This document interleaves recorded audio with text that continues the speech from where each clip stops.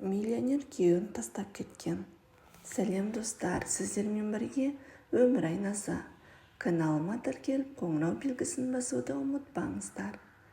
Ерлі-зайыптылар ажырасса, біздің менталитетте көбіне әйелдерді кінәлайды. Балалар үшін шыдамай ма? Тәп-тәуір күйеуінің қадірін білмеді. Тым құрығанда өзінен бар, мінезінен тапты деп тұқыртып алуға дайын тұратындар көп. Ал шын мәнісінде олардың өзара келісімі, бір-біріне деген қарым-қатынасын өздерінен басқа ешкім білмейді. Сондықтан ажырасқан ерлі-зайыптыларға бейтарап қарау керек. Біреуді сыртынан сөз етуден сақтаған дұрыс. Ол әйелдің есімін Қарлығаш деп айта салайыншы. Қарлығаш менің бөлеме тұрмысқа шыққан. Екеуі үйлене сала Қостанай жаққа жұмыс бабымен көшіп кетті. Дегенмен бәрімізде қазір телефон бар. WhatsApp-пен хат-хабар алмасып отырамыз ғой. Екеуінен басқалар қызға қарайтын. Бөлем Марат жоғары лауазымды қызметте істейтін. Одан бөлек Қостанайдың өзінен түрлі кәсіпті ашып тастаған. Оны менің Қарлығашым басқарады деп бәрін соған табыстап қойды. Бір сөзбен айтқанда, екеуі бай-бақуат ғұмыр кешті. Үйленгендеріне 4-ші жылға аяқ басқанда Қарлығаш бөлеме бір қыз сыйлады. Артынша ұл да туып берді. Пендеміз ғой, кейде күйеуімізбен келіспей қалсақ, Мараттай жігітті армандап, Қарлығаштың бағы бар екен. Біздің жүрісіміз мынау деп қызығып та, қызғанып та, әйтеуір бір сезім ішімді шарпып өтетін. Жолына бір мәрте ауылға қыдырып келеді. Ондайда екеуін әспеттеп бәріміз қонақ етіп күтеміз. Сыланып, бренд киімдерді киініп, бөлемнің сұлу келіншегі мен диет адамын деп ештеңе жемей аузын буған күйі кететін. Онысын ауылдағы біздер қаланың сылқымы ғой, әбден мейрамхана кафеден ішіп жеп қалған. Біздің ас-ауқаттарымызды менсінбейді деп сыртынан сөз етуші едік. Не керек жолына 2 рет шетелге шығып, әлемнің 7 кереметін көзбен көрген екеуіне елдің көзі тиді ме, бірақ күнде ажырасып кетті. Нағаш әпкем келін кетті, басына қонған бақты көтере алмады. Оның орнында басқа біреу болса, Маратымның аяғын сүйреді. Алтын қасықпен тамақ ішіп, әбден құтырып кетіп еді. Енді оны кім сыйдырар екен деп жамандағанда бәріміз Қарлығашты жақтырмай, кейде қосыла жамандағанымызды жасырмаймын. Не жетпей қалды екен деп ойлап қоюшы едім. Сол оқиғадан кейін арада 2 жылдай уақыт өткен. Күйеуімнің досы қызын ұзатып, соның құдалығына құрдастардан мені қосты. Құдалардың ауылына барып, дастарханынан дәм татып, алдымызға үлкен ас келе бергенде ішке 2 адам кіріп келді. Өз көзіме өзім сенбедім. Баяғы бөлемнің қасындағы сылқым келіншек Қарлығаш тұр қарсы алдымда. Толысып бұрынғысынан да әдемілене түскендей. Ол мені байқамай біраз отырды. Сосын көзіміз түйісіп қалып құшақтасып амандастық. Күйеуім осы құдаларымыздың досы ғой, жақсы араласамыз деді. Сөйтсем Қарлығаштың қасындағы жігіт күйеуі екен. Үлкен астан кейін бата қайырып, бәрі билеу үшін сыртқа шықты. Ал біз Қарлығаш екеуміз жағдай сұрасып, кең дастархан басында қалып қойдық.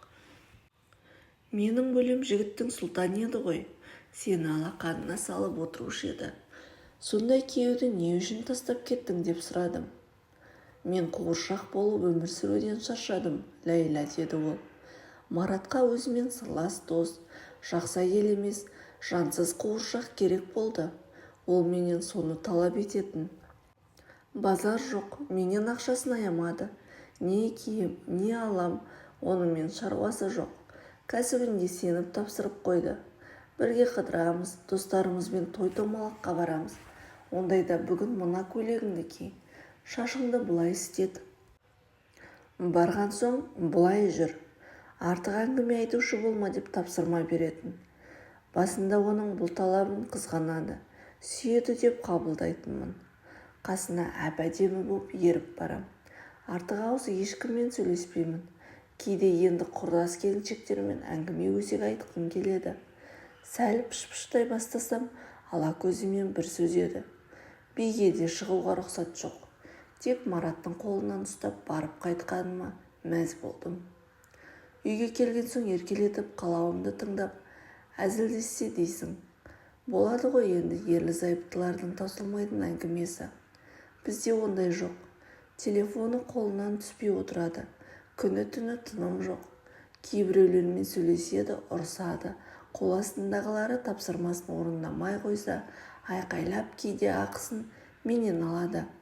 Қарап отырып біреу үшін сөз естимін.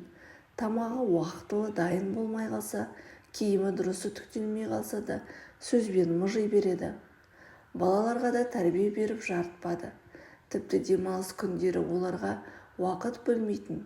Қолы босаса өзі сияқты бастықтармен сауналатып, бильярд ойнап кететін. Ондай отбасы маған керек пе? Ақша үшін бәріне көз жұмып, бақытты түр жасап жүруден жалықтым. Осыдан кейін ол екінші күйеуін кездестіріпті. Онысы қарапайым жұмысшы, тұрмыстық техника сататын дүкенде кеңесші болып істейді екен. Қарлығаш онымен өзіне телефон сатып алуға барғанда танысқан. Ерғалимен танысып, оған тұрмысқа шығатынымды естігенде, өзгелер түгілі өз бауырларым мазақ етіп күлді. Есің дұрыс емес пе сенің? Әлде де Мараттан кешірім сұрап, жарасуға тырыс деп ақыл айтты. Бірақ мен ешбірін тыңдамадым. Жүрегімнің қалауын орындадым. Ерғали көп балалы отбасыдан шыққан. Ата-енем ерте қайтыс болып кеткен. Сол себепті әрқайсысы өз жағдайларын өздері жасап кеткен. Бұл да бұрын бір рет үйленіп ажырасқан екен. Қазір 3 бөлмелі пәтерде тұрамыз. Тар болса да өз үйіміз бар. Ескі болса да көлігіміз бар. Жаяу жүрмейміз. Ерғалимен бақыттымын. Ол маған анда-санда гүл сыйлағаннан басқа түк те бермейді. Бірақ өзі тамаша адам. Жұмысынан алып кетеді. Үйде еркелетіп өз тамақ істей салады. Сен шаршадың ғой, демалып алшы деп балаларымды алып сыртқа ойнатып келе салады. Маған ақша, дүние, байлықтан гөрі адамның көңілі қымбат екен. Маратпен өткен 10 жылымда мейірім іздеген екенмін. Оны осы Ерғалидан таптым деп Қарлығаш әңгімесін аяқтағанда ойланып қалдым. Расында да біздер кейде бақытты байлықпен өлшеп жатамыз ғой. Бай алтынға малынған қыз-келіншектерді көрсек, осылардың арманы жоқ шығар деп ойлаймыз. Ал шын мәнісінде бақыт деген жүректің тыныштығы, сүйген адамыңның қамқорлығы мен риятсыз көңілі екен. Қара нан мен қара су ішсең де, күйеуіңмен шүйіркелесіп, әзілдесіп, балаларыңның балдай қылығына тоймай қарап отырғанының өзі бір ғанибет емес пе?